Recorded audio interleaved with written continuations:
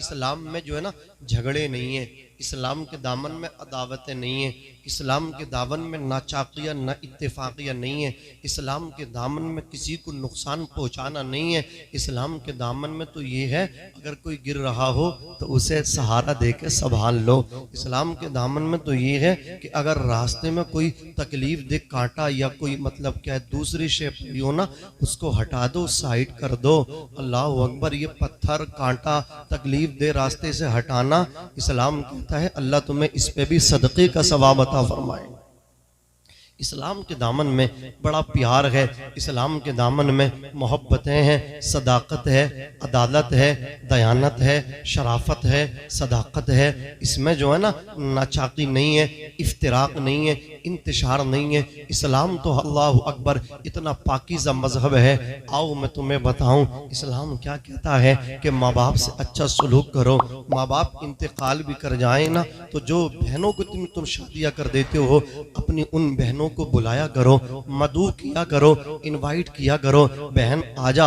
अल्लाह अकबर। जब बहन आया करे ना तो उसका इस्तकबाल किया करो। किसी ने कहा था आज बच्चों को हमारे जो है ना खालाओं की मोहब्बतें याद रहती हैं, वो फूफियों को क्यों याद नहीं कर पाते हैं, फूफियों से इतना प्यार क्यों नहीं उनको होता है। तो कहा था साहब कि माँ जो है ना अपनी बहन के बारे में बताती है, बच्चों की खालाओं के बारे में वो जिक्र करती रहती है, और बच्चों के सामने जिसका जिक्र होता है उसे याद करते हैं। बाप को कभी इतनी फुर्सत ही नहीं मिलती कि वो अपनी बहन के बारे में भी बताए, बच्चों की फूफियों के बारे में भी उन्हें बताए। खाला का सम्मान बहुत आला है, बड़े मर्तबे हैं इस्लाम में खाला के। वो माँ के जाने के बाद माँ के मुतरादिद हो जाती है खाला, लेकिन फूफी भी कम नहीं है। अल्लाह की कसम फूफी वो है जो अपने भतीजों की खातिर अपनी जान भी दांव पे लगा देती है। अज़ीज़ान मिल्लत इस्लामिया बहन तो वो है जो अपने भाई की खातिर, अभी एक अपने इलाके की बात है,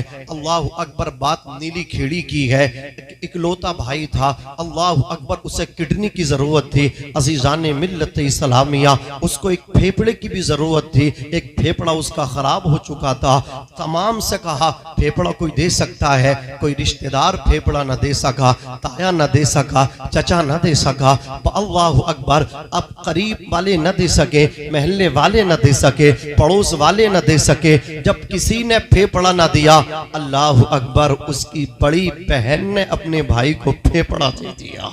अल्लाह अकबर। ये बहन की जात है, वो भतीजों की खातिर जान हथेली पर रख लेती है। वो अल्लाह अकबर भाई की खातिर अपने सर से कफन भी बांध लेती है। ये बहन है साहब। बहन के लिए कभी दरवाजा बंद न करना। आज लोगों को देखो कि बेटे से अगर नुकसान हो जाए तो उसको हंस करके टाल दिया जाता है, वहीं पे बेटी से नुकसान हो जाए बाप पूरे सर को, पूरे घर को सर पे उठा लेता है। बेटी को अल्लाह अकबर न जाने क्या समझते हैं, और इसलिए भी इसको मतलब क्या है, हक़ारत की नजरों से देखा जाता है। शादी होगी चली जाएगी, बेटा नुकसान भी करेगा तो हम खुशी के साथ कबूल करेंगे। क्यों? इसलिए कि बेटा बुढ़ापे में सहारा बनेगा। अल्लाह अकबर। बाप का बेटा सहारा बनेगा। साहब मैंने तो देखा है कि बूढ़ा बाप हो गया, बेटे चार है, अब कोई बेटा भी अल्लाह अकबर सीने लगाने बाप को तैयार नहीं। बाप बीमार है, बाप अस्पताल में तड़प रहा है, बेटे देखने न जा सके।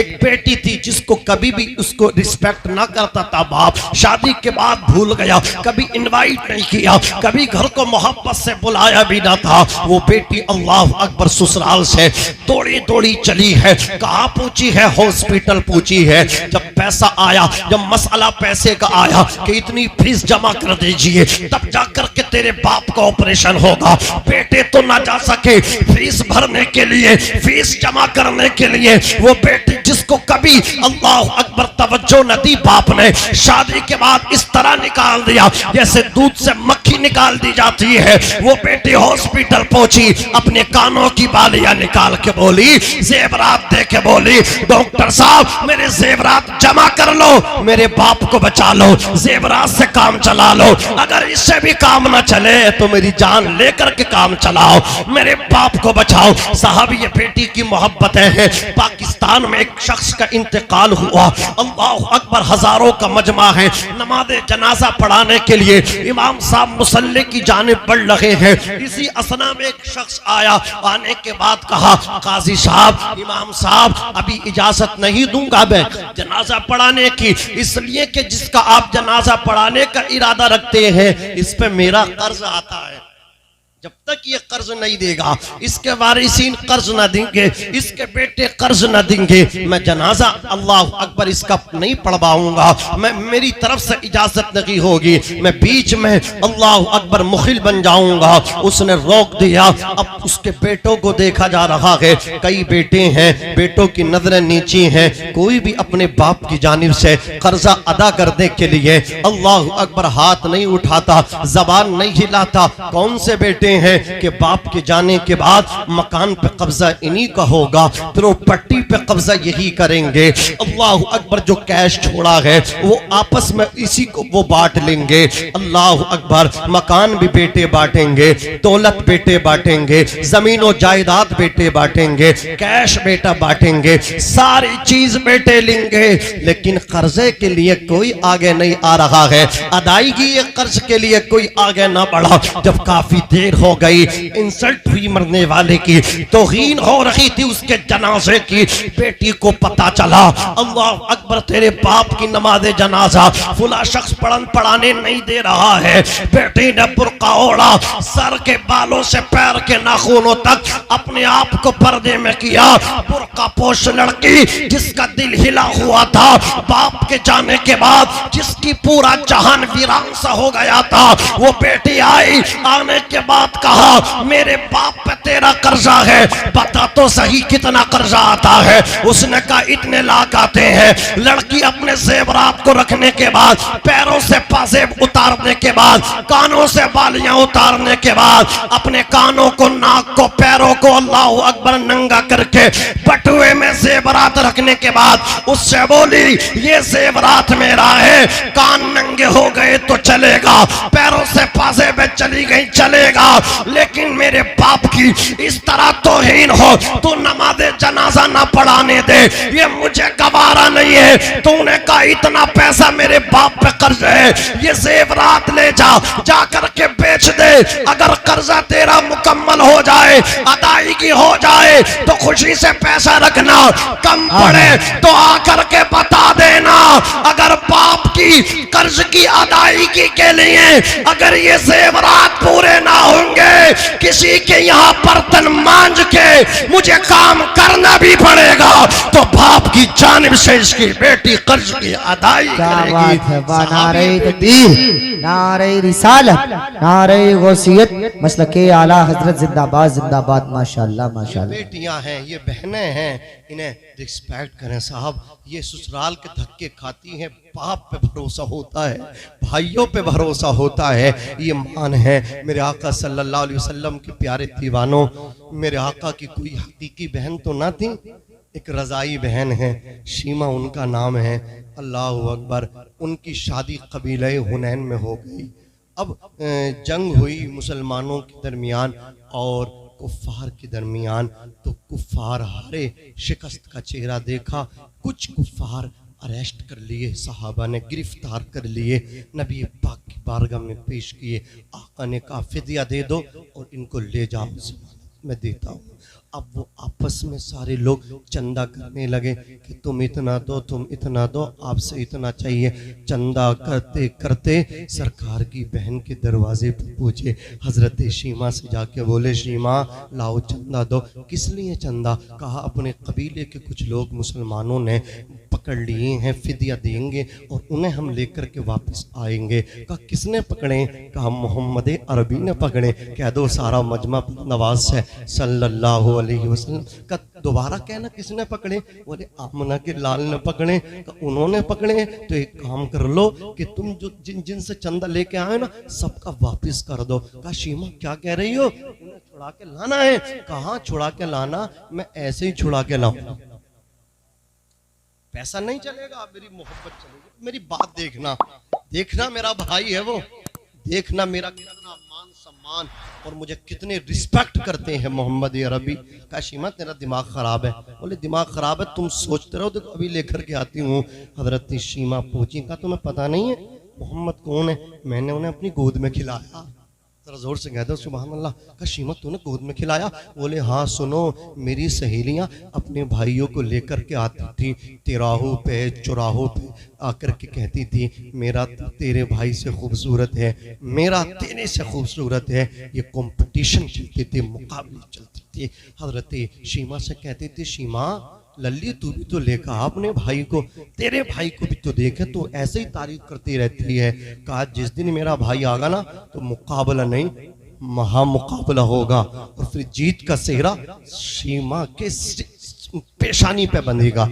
अजीजानी मिल्लत इस्लामी का शीमा लेकर के आ तभी तो फैसला होगा। हजरत शीमा हजरत हलीमा से जाकर के बोली अम्मी भाई मोहम्मद को दे दो। कई मरतबा कहा, हजरत हलीमा देती न थी, लेकिन एक दिन जब दामन फैला दिया, कहा आज के बाद मांगोगी तो ना, जब एक मरतबा झोली में डाल दूंगी, कहा उसके बाद मैं सवाल ही नहीं करूंगी। अल्लाह अकबर। हजरत हलीमा ने प्यारे आका को हजरत शीमा की गोद में दिया। हजरत शीमा ने सरकार को अपनी गोद में लिया, सीने से चिमटाया लगाया, उसी चौराहे पे आ गई जहाँ पे लड़कियां कह रही थी मेरा भाई तेरे भाई से ज्यादा खूबसूरत है, तो दूसरी कहती थी नहीं मेरा तेरे से ज्यादा खूबसूरत है। हजरत शीमा ने कहा आज होगा मुकाबला, आज होगा दूध का दूध, पानी का पानी। हजरत शीमा ने इतना कहा आओ देखो मेरे भाई को, जीत का सेहरा शीमा की सर से आज बांधा जाएगा। अल्लाह अकबर। उनकी सहेलियों ने कहा, उनके फ्रेंड्स ने कहा शीमा दिखा तो सही तभी तो सेहरा बनेगा, या बिन दिखाए सेहरा बनवा लेगी। कहा आओ देखो मेरे मोहम्मद को। अल्लाह अकबर। हजरत शीमा ने सरकार की रजाई बहन ने प्यारे आका के ऊपर से जब चादर को हटाया, अल्लाह अकबर, उन लड़कियों की नजरें मुस्तफा प्यारे के जमाले जहां आरा पे पड़ी, मेरे मुस्तफा के मुकद्दस चेहरे पे पड़ी। लड़कियों ने फौरन ही अपने भाइयों को अपनी गोदों से लपेट लिया, मैदान छोड़कर राह फरार इख्तियार करने लगी, मैदान छोड़ के भागने लगी। हजरत शीमा ने कहा अरे भागती क्यों हो, सेहरा तो बांध के जाओ जीत का। अल्लाह अकबर। मुकाबला तो करती जाओ। कहा मुकाबला नहीं होगा। बोले क्यों नहीं होगा? कहा शीमा रब्बे काबा की कसम तेरा भाई मोहम्मद अरबी इतना खूबसूरत है। कहा कितना बता तो सही। कहा इतना खूबसूरत है तेरे भाई के एक रुखसार में चांद तैरता नजर आ रहा है, और दूसरे रुखसार में तेरे भाई मोहम्मद अरबी के सूरज तैरता नजर आ रहा है। कलंदर लाहौरी डॉक्टर इकबाल ने कहा चांद से तशबीह देना ये भी क्या इंसाफ है, चांद में तो दाग है पर उनका चेहरा। सुभान अल्लाह। नारे तकबीर, नारे रिसालत, नारे गौसियत, मसलके आला हजरत जिंदाबाद जिंदाबाद। सुभान अल्लाह सुभान अल्लाह माशाअल्लाह। इन रिश्तों को समझो, एहसास का नाम देखो जिंदगी है। बाप ये नहीं कि बाप के साथ हम अभी एहसास अच्छा सलूक करेंगे, जिंदा है तो खूब उनकी खिदमत, लो अब्बा पियो दूध, लो अब्बा पियो चाय, लो अब्बा खाओ बिरयानी, बताओ कौरमा बनवाएं क्या बनवाएं, खूब अब्बा की खिदमत। और अब्बा जब खत्म हो गए तो कोई भटकी नहीं रहा कब्रिस्तान को ना। एहसास करो, एहसास समझ रहे हैं। जैसे जिंदगी में अपने बाप की खिदमत कर रहे हो ना, लो अब्बा पियो, लो अब्बा खाओ, लो अब्बा पहनो, लो अब्बा पैसे रखो जेब में, अल्लाह अकबर। जैसे पॉकेट मनी दे रहे हो ना, जब ये बाप का इंतकाल हो ना तो बाप को मत भूलो, कब्रिस्तान लगातार आते रहो, जाते रहो, साफ सफाई का एहतमाम करते रहो। अज़ीज़ाने मिल्लत इस्लामिया, एहसास करो इस वक्त हिंदुस्तान का माहौल कितना मतलब क्या है, पुरफितन है, ये बताने के मतलब क्या है काबिल नहीं। लेकिन एक चीज चल रही है हिंदुस्तान में, अगर इजाजत हो तो उसे बता दूं शॉर्ट में। एक लड़का केरला से जा रहा, अरे सुना कि नहीं सुना, हज को जा रहा पैदल है। अब पैदल जब हज को जा रहा, अच्छा वो हज को पैदल क्यों जा रहा? वो हज को पैदल इसलिए जा रहा है, उसने ये कहा था कि मैं 8640 किलोमीटर पैदल जा रहा हूँ हज करने के लिए, ताकि जो आज हमारे मुआशरे में मुस्लिम कम्युनिटी के नौजवान जो ना नशा करते हैं, शराब पीते हैं, जुआ खेलते हैं, उन्हें सबक मिले मेरे इस कदम से कि मैं इतना लंबा जाके काबा देखने जा रहा हूँ, तवाफ करने जा रहा हूँ। वो अपने घरों से उठ के जुआ छोड़ के, शराब छोड़ के, सट्टा छोड़ के, ताश के पत्ते छोड़ के वो अपने महल्ले की मस्जिदों में आए और मस्जिदों को आबाद करें, अपनी पेशानियों से, सजदों से मस्जिद की वीरानगी खत्म करें। अल्लाह अकबर। देखा तो सही उस नौजवान ने कितना अच्छा मैसेज दिया। अब ये लोगों ने नमाज तो शुरू की नहीं, उसकी होड़ शुरू कर दी। बोले तुम जा रहे हो तो हम भी जाएंगे। अब वो जो नौजवान जा रहा ना, उसके पास मौलाना हासिफ साहब मतलब क्या है, परमिशन भी है, वीजा भी है और उसके पास पासपोर्ट भी है। उसे 3 साल लगे ये तमाम कार्रवाई मुकम्मल कराने में, 3 साल उसे लगे। ऐसा नहीं कि झोला उठाया चल दिया। कहाँ को जा रहे हो? हज को जा रहे हैं। अब मिल गए कारी अब्दुल्ला साहब, कुछ पास भी है, बोले पीछे से आ रही लो देख लो, पासपोर्ट पीछे से आ रही, वीजा पीछे से आ रही। ये कौन सी भाई अक्लमंदी है? वो एक नूर बाबा है महाराष्ट्र के, जब वो जा रहे हज को, उनसे पूछा कहाँ को जा रहे हो? हज को जा रहे हैं। पासपोर्ट कहाँ? बोले पीछे से। वीजा पीछे से। और तुम आगे से क्यों? अबे तुम भी पीछे से चले, थोड़ा बहुत वेट कर लेते, मिल जाता तभी जाते। एक फिरोजाबाद से जा रहे हैं, फिरोजाबाद से मोहम्मद हाशिमी, तो यूपी में ही अपने उत्तर प्रदेश में, वो पान खा रहे हैं, पता ना गुटखा खा रहे हैं, कुछ खा रहे हैं बहरहाल। उनसे बोला भी नहीं जा रहा। उनसे जब मीडिया बंधु ने पूछा तुम कहाँ को जा रहे हो? बोले हज करने जा रहे हैं। पासपोर्ट? बोले पासपोर्ट तो ना। वीजा? बोले वीजा भी ना। बोले क्यों जा रहे हो? बोले अल्लाह के भरोसे भी। अजीब हाल है यार, पहले पासपोर्ट लो, वीजा लो। हाँ, ये तो सारी बातें तुमने सुन रखी हैं। एक बात मैं तुम्हें बताऊं, अभी राजस्थान से 12 औरतें हज करने जा रही हैं, 12 औरतें। तो देख लो, ये भी पीछे ना होड़ करने में। हाँ, नमाज में होड़ नहीं है, ये बावलापन में ये भी पीछा नहीं है, बेवकूफी का सबूत ये भी दे रही है। बोले शॉपिंग में पीछा नहीं है, बाजार जाने में पीछे नहीं है, हम भी हज करेंगे, हज करने जा रही हैं। इनसे पूछो, बताइए पैदल जब पैरों में छाले पड़ेंगे ना, इनके सीना पे नाजुक हैं, जब छाले पड़ेंगे 10 किलोमीटर जाके, कसम खुदा की इन्हें मतलब क्या है, दिन में तारे नजर आएंगे। हाँ, कहना आसान है, कोई आसान चीज है 8640 किलोमीटर सफर तय करना। और नौजवान के हौसले को सलाम है शिहाब चतुर के, अल्लाह अकबर। उसे 70-75 दिन कंटिन्यू चलते हो गए, अल्लाह अकबर। 25 से 30 किलोमीटर पर डे उसका सफर रहता है, अल्लाह अकबर। और वो सुन्नी है, हाँ, क्योंकि वहाबी बदअकीदा होता तो वो सरकार गरीब नवाज के मजार पर नहीं जाता। वो मजार शरीफ पे गया, और वो मजार शरीफ पे जब गरीब नवाज के दयार में गया ना, तो रात में नहीं पहुंचा, क्योंकि लोगों का रात में जमा बड़ा होता, जमघट होता, भीड़ भाड़ होती है। वो गया फजर के टाइम, अल्लाह अकबर। फजर में जाके गरीब नवाज के दरबार में जब उसने दुआ की है, दुआ कर रहा था, इसी असना में एक बाबा आ गया। उसकी मूछें देखो तो अल्लाह अकबर, ऐसा लगता पता नहीं ये है क्या, पता नहीं है क्या, इतनी लंबी मूछे। सरकार ने फरमाया भाई मूछे जो है छोटी करो, दाढ़ी बढ़ाओ। वो उल्टा कर रहा, बिल्कुल उल्टा। और अपने आप को मतलब कह रहा कि हम गरीब नवाज के नौकर हैं, यहाँ के मतलब मुजाविर हैं, खादिम हैं, हम ही दुआ करेंगे। तू कौन होता दुआ करने वाला? अरे भाई, जो बेटा अपने बाप की नमाज़े जनाजा तक पढ़ा रहा है, अपने बाप के लिए फाता कर रहा है, अल्लाह अकबर। अगर कोई आलिम दीन गरीब नवाज के मजार पे जाएगा तो तुम ये कहोगे कि दुआ हम ही करते हैं? ये कौन सा तरीका है, बताइए आप। अजीज़ान मिल्लत इस्लामियत, तो बाबा ने कहा, उसके सर पे अचानक हाथ रख दिया। जब अचानक हाथ रखा तो वो दुआ कर रहा था, वो इतना लंबा सफर तय करके गया। उसने कहा ये हाथ हटाओ, दुआ करने दो। तो उसने क्या कहा बताऊं आपको? उसने ये कहा चल निकल जा, निकल यहाँ से। जैसे इसके बाप का मतलब सब कुछ चल लिया, हुकूमत चल रही है इनके, चल निकल जा यहाँ से। उसने क्यों निकल जा? इसलिए कि कान खोल करके सुन लो मुजाविरो, पाखंडियों,